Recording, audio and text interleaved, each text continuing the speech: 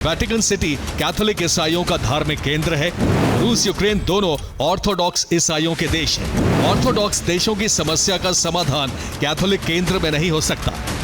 दूसरा कारण बताया है कि वेटिकन की सीमाएं इटली से घिरी हुई हैं। इटली नेटो का सदस्य और यूक्रेन का समर्थक है। इटली ने रूसी अधिकारियों की यात्रा पर प्रतिबंध लगा रखे हैं। ट्रंप इस हफ्ते रूस पर नए आर्थिक प्रतिबंध लगा सकते हैं।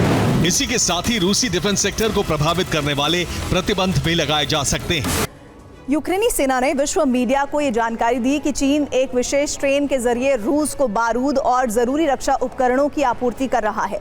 रिपोर्ट के मुताबिक हथियार बनाने वाली 20 रूसी फैक्ट्रियों को आपूर्ति की गई है। ट्रेन के जरिए चीन ने रूस को मिसाइलों के कंपोनेंट और चिप भेजे हैं।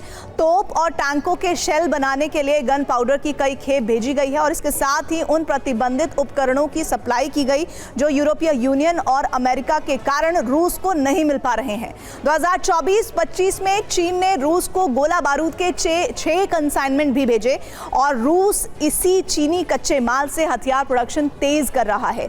इस वक्त रूस चीन के कच्चे माल पर निर्भर है और यूक्रेन ने इस सप्लाई चेन का काट तैयार करने की अपील कर दी है। अमेरिकन मीडिया की रिपोर्ट है कि हथियार प्रोडक्शन की रफ्तार रूस के ड्रोन मिसाइल हमलों से ज्यादा है। रूस ने हथियारों का भंडार बहुत तेजी से बढ़ाया है।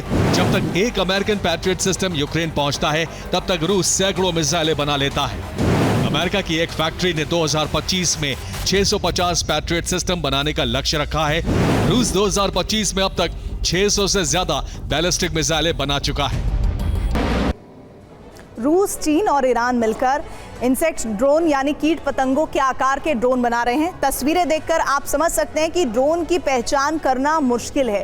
ये आकार में बहुत छोटे हैं, इसलिए माइक्रो ड्रोन कहा जाता है इन्हें। इन ड्रोन के जरिए यूएस, यूके और बाकी नेटो देशों में जासूसी का प्लान तैयार किया जा रहा है। खासियत यह है कि इन ड्रोन में घातक वायरस लोड किया जा सकता है, जिससे महामारी फैल सकती है।